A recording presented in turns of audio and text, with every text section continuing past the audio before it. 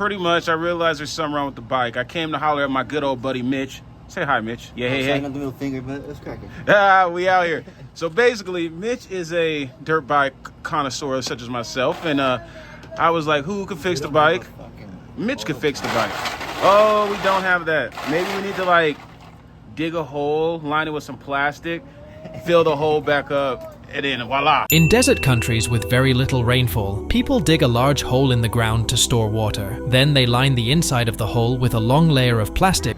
The Haiden Deegan, I watched the Supercross, and you could see where he kind of like, where him and dude collided. I'll say that.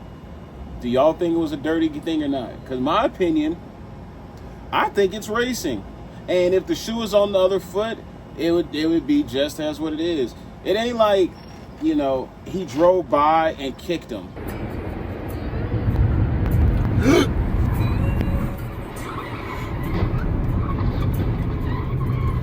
Okay, we're stopping. You know what I'm saying? Like, he literally just drove. The weight of the bike and the momentum kind of bumped him. I mean, hell, if the other dude was a little stronger, maybe he could have stayed on the bike. I don't know. This is what I think.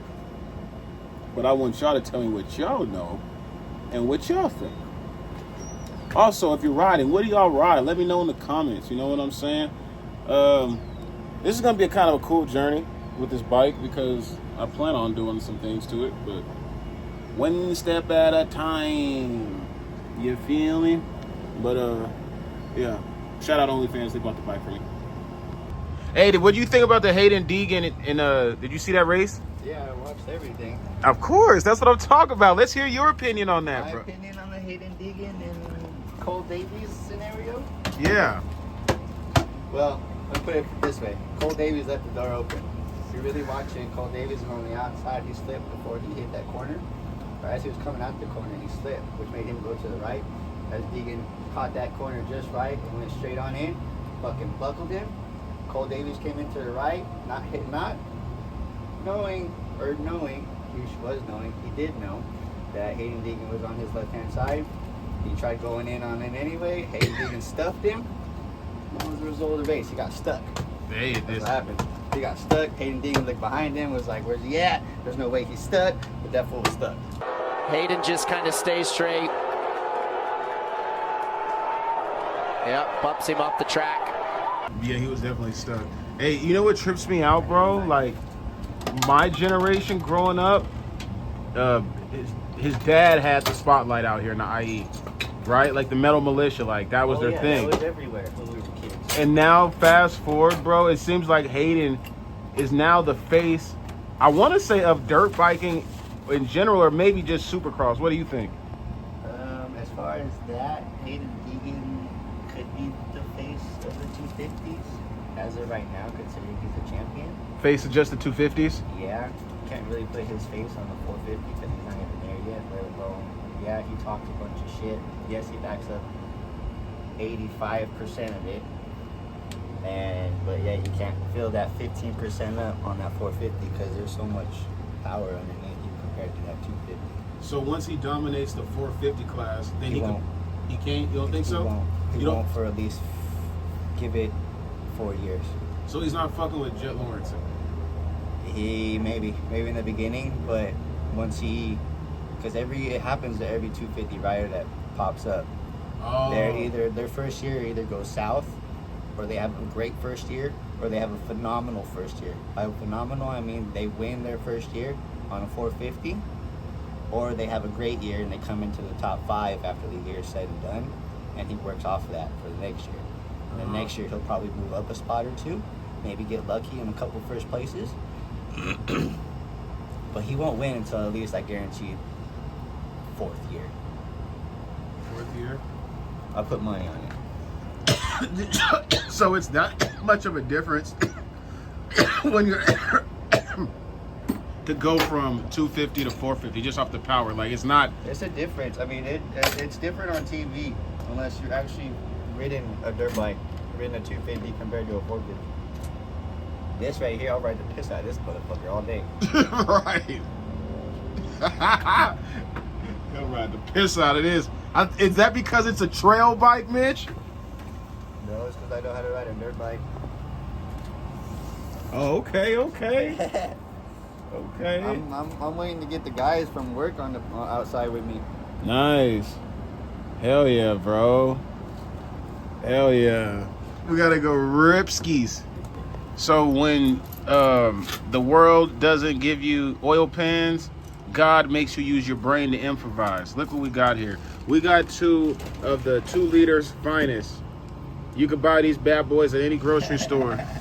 Or if you're like us, you could just look in your trash can and find them for free. Dr. Pepper, I need that shout out. Dr. Pepper. I need that sponsor. We need that endorsement. You know, Fanta. No, then we got the Fanta. Yeah. Yeah, man, we need the endorsement skis.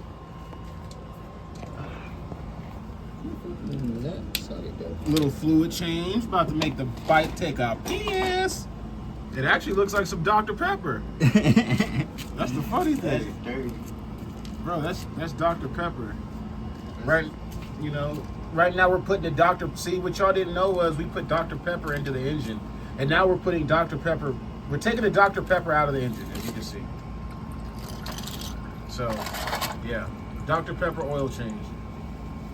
No, just Dr. Pepper. Hey, how much for you to drink that? Everything in your account. How much do you have in your bank account? 7 figures, you know what I mean? Got the little oil filter thing off right now. Bubba, he had his dad to help on his bike. Haiden, he got the bald head, the dude that cut his hair. I forget his name, that helps him with his bike. Yeah, he's a mechanic. There you go, him. And I got Mitch. Bro, we're on the scene now. YouTube world, get ready, man. Mitch is gonna have me fine tune, make sure my bike is at peak performance. So when I go and I shred. Ain't got to worry about nothing. I ain't worried about nothing. Nigga, I ain't worried about nothing. We ain't got a funnel, but what we do have is ingenuity. Look what Mitch over here fucking rigged up. We got the old school medicine cap from fucking 2024 with a hole cut in the bottom of that bad boy. And that fresh Honda oil straight from Dubai, the middle of Saudi Arabia. We got that good stuff. Look how cold it is. You got to go straight to Honda. Like I have plugs, you know. Jet Lawrence, you know, that's my partner. Jet Lawrence, Hunter Lawrence, Papa Lawrence. Yeah, man. Shout out to the Lawrence brothers. You know what I'm saying? Yes, sir, Ski. We in there. See, look, I'm ready to go shred with Axel Hodges now. Let's get it. Let's get it. Let's go, man. The fun part. Yeah, take me to the sleigh ground.